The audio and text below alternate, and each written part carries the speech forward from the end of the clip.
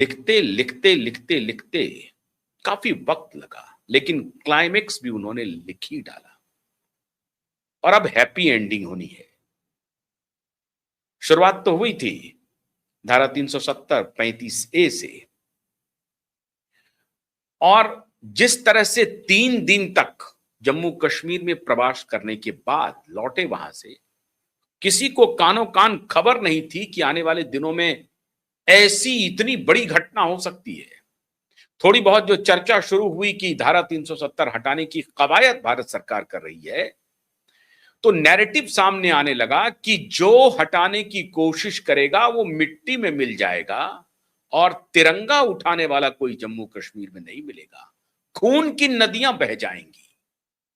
ये नारे लगने लगे, ये नैरेटिव सेट होने लगा, और उनके पालतू मीडिया, उनके पाले हुए पत्रकारों ने इस उनके नैरेटिव को आगे बढ़ाने में बढ़ चढ़ करके पूरी हिस्सेदारी ली। जैसे कि नैरेटिव गोधरा कांड का इन लोगों ने बनाया और आज तक गोधरा कांड के नैरेटिव को बनाए हुए हैं। Lower court, high court, supreme court से बरी होने के बाद भी नैरेटिव बनाए हुए हैं। जांच पर जांच करवाया, कई सरकारें बदल गई, जांच हुई। आज लोग कह रहे हैं कि 10 साल जब आपकी सत्ता थी तो आपने क्यों नहीं निष्पक्ष जांच करके फैक्ट्स सारे अदालत में पेश किए, किसने रोका था आपको? तो सच नहीं है वो। 2004 से लेकर के 2010 तक यूपीए की सरकार थी, 2002 में हुआ था गोधरा, तो 10 वर्षों तक आप मौन क्यों थे? 10 वर्षों तक आपने जितनी ताकत लगानी थी लगाई, मोदी और शाह को तबाह करने के लिए। जेल में भी डाला, 9-9 घंटे तक एक मुख्यमंत्री को बिठा करके पूछताछ किया।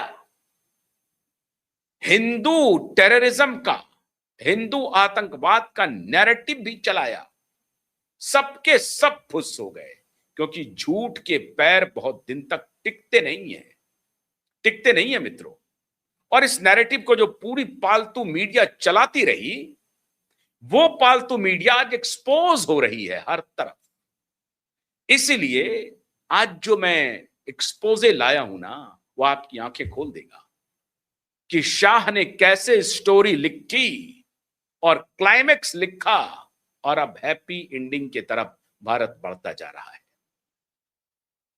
कल्पना कर सकते हैं आप, जिस व्यक्ति को, ये दोनों पर्सनैलिटी मोदी और शाह दोनों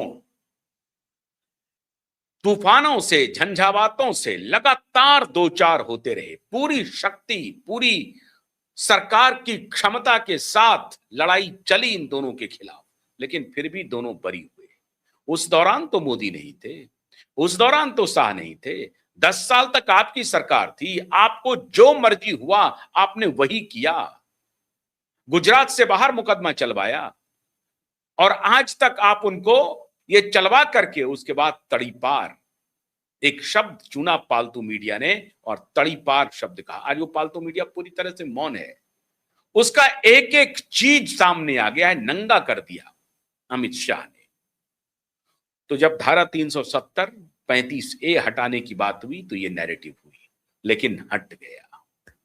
3 तलाक हटाने की बात हुई तो फिर वही हुआ, सड़क पर आंदोलन होगा, हटा। CAA और NRC लागू करने की बात हुई तो देश में शाहीन बाग बनाया और शाहीन बाग के ही पैटर्न पे पूरे देश में शाहीन बाग का निर्माण किया। कुछ नहीं हुआ, कुछ भी नहीं हुआ। क्यों? क्योंकि झूठ का नैरेटिव चल रहा था, गलत प्रचार हो रहा था, गलत तरीके से एक्यूजेशन किया जा रहा था, मोदी और शाह को घेरा जा रहा था।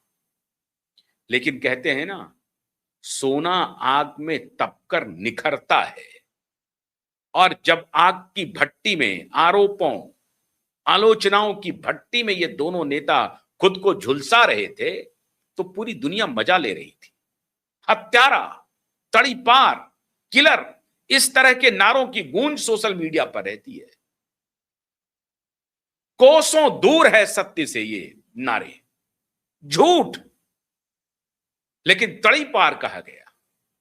क्यों? क्योंकि कहा कि भैया इसके यहां से कोर्ट गुजरात से निकालो कार्रवाई, क्यों गुजरात से बाहर कार्रवाई हुई, करवाया गया कांग्रेस की सरकार में, इनकी सरकार थी, जुडिशरी में आकर के नीचे से लेकर ऊपर तक बरी हुए। अगर एक भी साक्ष्य रहता, एक भी साक्ष्य, या तो तुम्हारी इन्वेस्टिगेटिव एजेंसी जो है वो फ्रॉड है, वो झूठी है, झूठे मुकदमे में फंसाने की कोशिश की। साध्वी प्रज्ञा सिंह ठाकुर को बेल्ट से इस कदर पीटा गया, आइस के सिल्लियों पर पूरी दुनिया ने देखा। मैं हैरान हूं उन पालतू निर्लज्ज मीडिया से, वो पत्रकार से।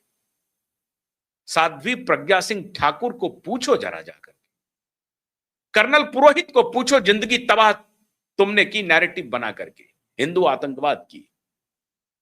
तो केवल अमित शाह और मोदी नहीं इन झंझावातों से निकले हैं, इन भट्टियों से जलकर बाहर निकले हैं, बल्कि प्रज्ञा सिंह ठाकुर, कर्नल पुरोहित जैसे लोग भी बाहर निकले, बचे। क्यों? क्योंकि वो सत्य के साथ थे। झूठे केस में फंसाया गया था। ये चिदंबरम, ये सोनिया जी अब जवाब नहीं दे पा रही है देश को, और अब फॉल्स नैरेटिव चलाया जा रहा है।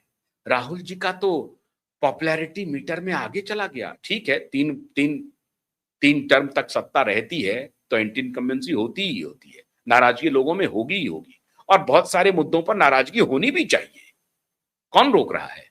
लेकिन एजेंडा, सिर्फ एजेंडा चला करके मोदी और शाह को घेरो, जैसे भी हो सकता है मोदी शाह को घेर। 370 हटाया, 35A हटाया, CA NRC लाया, 3 तलाक लाया, और सबसे बड़ी स्टोरी जिसका क्लाइमेक्स शाह ने लिखा वो अकल्पनीय है मित्रों, आपके कल्पना से बाहर है। आपने देखा होगा इनके नैरेटिव का एक बड़ा हिस्सा है, मणिपुर क्यों नहीं गए अमित शाह, मणिपुर क्यों नहीं जा रहे हैं मोदी जी। मणिपुर में सरकार भारतीय जनता पार्टी की है, त्रिपुरा में सरकार 25 वर्ष के बाद भारतीय जनता पार्टी की बनी, अरुणाचल में भारतीय जनता पार्टी की सरकार, खैर अरुणाचल में तो पूरा बदल जाता है, आसाम में बीजेपी की सरकार है, और सबसे चिर प्रतीक्षित स्टेट 54 इयर्स के बाद, 54 साल के बाद, वहां वाम, कांग्रेस, टीएमसी को छोड़ करके भारतीय जनता पार्टी की एब्सोल्यूट ब्रूट मेजॉरिटी में सरकार बनी है। ये यूं ही संभव नहीं हुआ। ये पूरा जो ईस्टर्न स्टेट है, जो 7 सिस्टर्स है मित्रों, वही बोन ऑफ कंटेंशन है, वही कहानी है जंतर मंतर की, वही कहानी है अमेरिकी डीप स्टेट की, वही कहानी है सीजेपी की, वही कहानी है दिपके की, वही कहानी है दास की। समझ रहे हैं खेल? पूरे नॉर्थ ईस्ट स्टेट को कांग्रेस की सरकार ने CIA के हवाले कर रखा था। नागालैंड 80% कन्वर्जन हो चुका है, 80%। अरुणाचल में कन्वर्जन हो चुका है, मिजोरम में कन्वर्जन हो चुका है, सिक्किम थोड़ा सा बचा हुआ है। आसाम में जिस तरह की कार्रवाई चल रही थी बीजेपी सरकार के पहले, वो तो पूरी तरह से कन्वर्ट हो जाता। 38%, 38% वहां मुस्लिम आबादी हो चुकी है। मुस्लिम आबादी से मेरा मतलब है भारत के मुसलमानों से नहीं है, ये घुसपैठ जो है उनकी कहानी है। और मेजॉरिटी ऑफ स्टेट क्रिश्चियनिटी में कन्वर्ट होते जा रही है। पूरा का पूरा पैसा, और नेहरू के जमाने से ये खेल नेहरू के जमाने में शुरू हुआ। एक ब्रिटिश एंथ्रोपोलॉजिस्ट को वहां भेजा, और वो ट्राइबल के विषयों पर अध्ययन करने के लिए वहां गए, और उसके बाद वहां 2-2 शादियां की। 13-14 वर्ष के ट्राइबल लड़की के साथ उसने शादी की। पर बर्ड दिमाग वाला व्यक्ति, उसको ग्रेट एंथ्रोपोलॉजिस्ट कह करके नेहरू ने प्रचारित किया, प्रसारित किया। वो असल में और कोई नहीं था, MI6 और CIA का एजेंट था। उसने पूरे कन्वर्जन को नॉर्थ ईस्ट में अंजाम दिया। एक पूरा बड़ा हिस्सा कन्वर्जन के ट्रैक पर चढ़ चुका था। इसका पूरा स्टडी था ब्रिटिशर्स को।